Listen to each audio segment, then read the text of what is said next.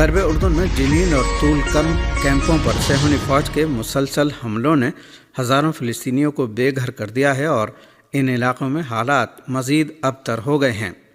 غزہ میں جنگ بندی کے بعد صہیونی حکومت نے اپنی ناکامیوں کی تلافی کے مقصد سے مغربی کنارے کے مختلف علاقوں پر اپنے حملے تیز کر دیے ہیں اور جنین شہر اور اس کے کیمپ پر حملہ 16ویں دن میں داخل ہو گیا ہے، جبکہ طول کرم پر بھی 10 دن سے حملے جاری ہیں۔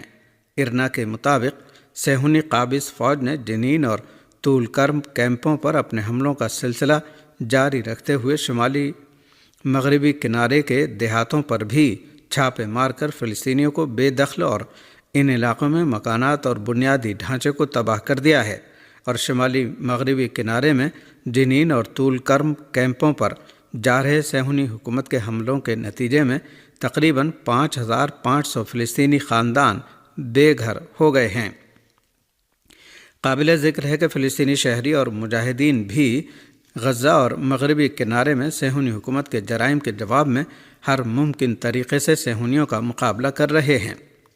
دوسری جانب صہیونی وزیر اعظم کے ساتھ ایک پریس کانفرنس کے دوران امریکی صدر ڈونلڈ ٹرمپ نے اعلان کیا ہے کہ فلسطینیوں کے انخلا کے بعد امریکہ غزہ کا کنٹرول سنبھالے گا اور وہاں اپنی افواج تعینات کرے گا۔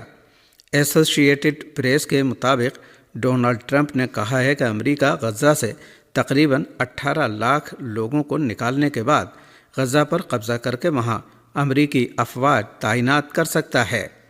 امریکی صدر ڈونلڈ ٹرمپ کے غزہ پر قبضہ کرنے کے بیان پر فلسطینی مزاحمتی تنظیم حماس سمیت مختلف اداروں اور شخصیات نے سخت رد عمل ظاہر کیا ہے۔ ایک بیان میں حماس کے عہدیدار سامی ابو زہری نے کہا ہے کہ ڈونلڈ ٹرمپ کا غزہ پر قبضے کا بیان مضحکہ کا خیز اور غیر معقول ہے۔ انہوں نے کہا کہ اس قسم کے نامناسب خیالات خطے میں آگ بھڑکا سکتے ہیں۔ اقوام متحدہ کے سربراہ اینٹونیو گوتریش نے بھی ٹرمپ کے غزہ منصوبے کو نسل کشی کے مترادف قرار دے دیا ہے، جبکہ آسٹریلیا کے وزیر اعظم اینتھونی البانیز نے کہا ہے کہ ڈونلڈ ٹرمپ کے غزہ پر کنٹرول کے اعلان سے انہیں شدید دھچکا لگا ہے۔ ادھر الجزیرہ کی رپورٹ کے مطابق امریکی صدر ڈونلڈ ٹرمپ نے صحافیوں کو بتایا ہے کہ انہیں یہ اعلان کرتے ہوئے خوشی ہو رہی ہے کہ امریکہ نے یہود مخالف اقوام متحدہ کی انسانی حقوق کونسل سے دستبرداری اختیار کر لی ہے اور اقوام متحدہ کی relief and works agency UNRWA انروا کی فنڈنگ بھی بند کر دی ہے۔ سعودی وزارت خارجہ نے امریکی صدر ٹرمپ کے متنازع بیان کو مسترد کرتے ہوئے کہا ہے کہ سعودی عرب آزاد اور خود مختار فلسطینی ریاست کے موقف پر قائم ہے۔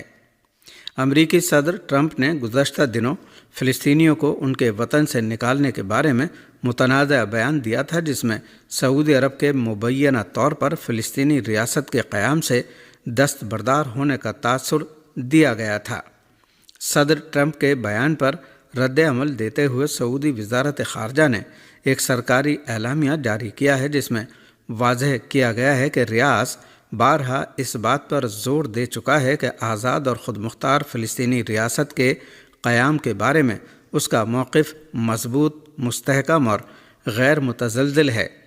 بیان میں مزید کہا گیا ہے کہ ولی عہد محمد بن سلمان نے سعودی موقف کو بالکل واضح اور غیر مبہم انداز میں بیان کیا ہے، جس کے بعد کسی قسم کی تشریح کی گنجائش نہیں ہے۔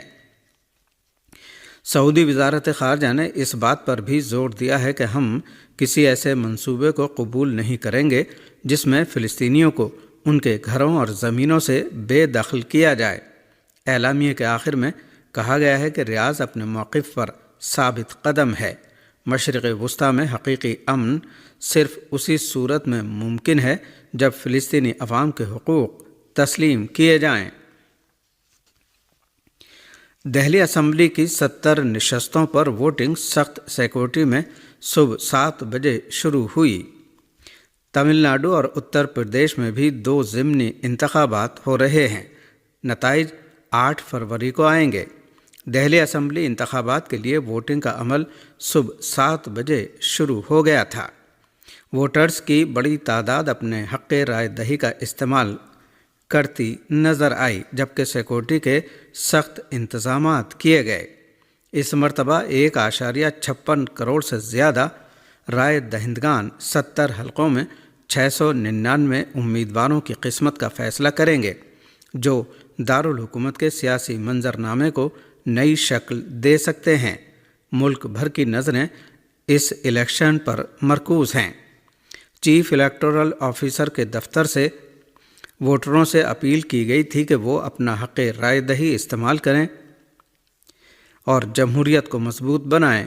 کمیشن نے خاص طور پر پہلی بار ووٹ ڈالنے والے نوجوانوں اور بزرگ شہریوں سے پولنگ اسٹیشنوں پر پہنچنے کی اپیل کی تھی۔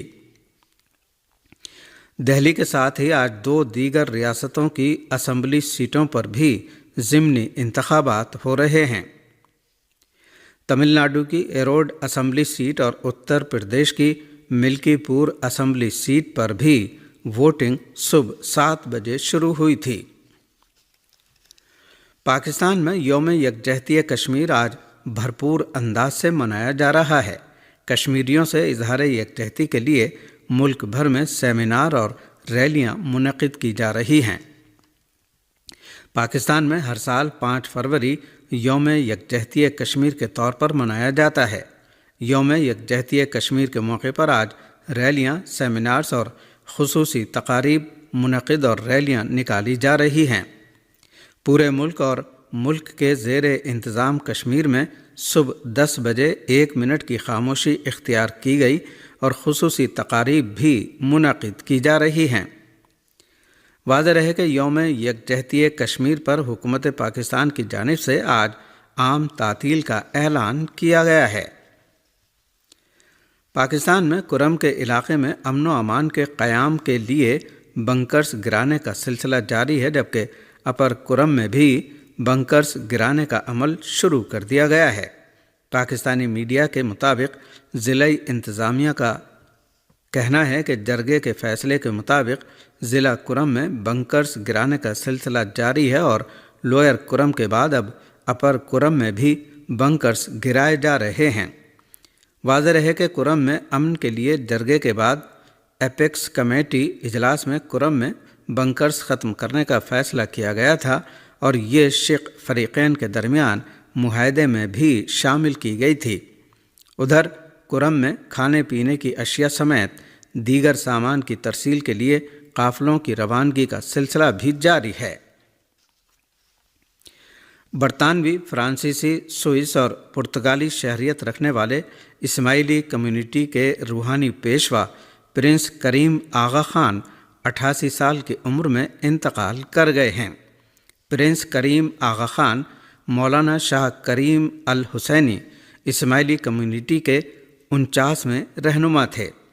آغا خان ڈیولپمنٹ نیٹ ورک کے اعلامیے کے مطابق پرنس کریم آغا خان کا انتقال 4 فروری کو پرتگال کے دارالحکومت لسبن میں ہوا تھا۔ نماز جنازہ اور تدفین بھی لسبن میں ہی ہوگی، جس کی تاریخ اور وقت کا اعلان انتظامات کو حتمی شکل دینے کے بعد کیا جائے گا۔ پرنس کریم آغا خان کے سوگواران میں 3 بیٹے رحیم آغا خان، علی محمد آغا خان، حسین آغا خان اور ایک بیٹی زہرا آغا خان ہیں۔ پرنس کریم آغا خان سن 1936 میں پیدا ہوئے اور 20 سال کی عمر میں اسماعیلی کمیونٹی کے 49ویں رہنما کے طور پر ذمہ داریاں سنبھالیں۔ آغا خان ڈیولپمنٹ نیٹ ورک کے اعلامیے کے مطابق 50ویں رہنما کی نامزدگی اسماعیلی روایات کے مطابق کر دی گئی ہے۔ جانشین کی نامزدگی پرنس کریم آغا خان نے اپنی وصیت میں کی تھی، جس کا اعلان اہل خانہ اور جماعت کے سینئر رہنماؤں کی موجودگی میں کیا جائے گا۔ سویڈن کے دارالحکومت اسٹاک ہوم میں منگل کے روز تعلیم بالغان مرکز پر فائرنگ کے نتیجے میں حملہ آور سمیت کم از کم 11 افراد ہلاک ہو گئے ہیں۔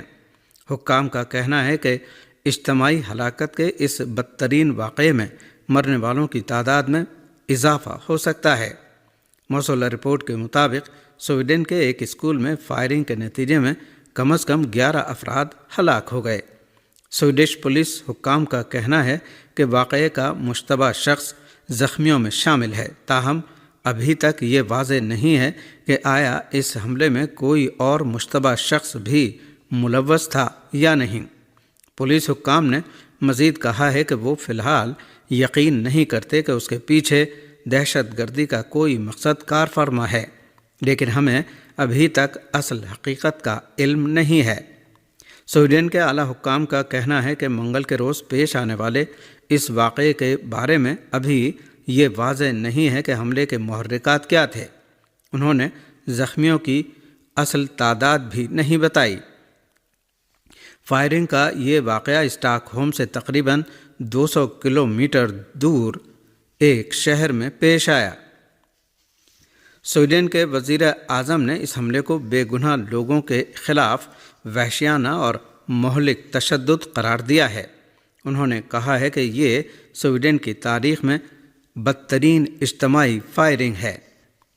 انہوں نے صحافیوں سے بات کرتے ہوئے کہا کہ آج ہم نے مکمل طور پر وحشیانہ اور مہلک تشدد کا مشاہدہ کیا ہے۔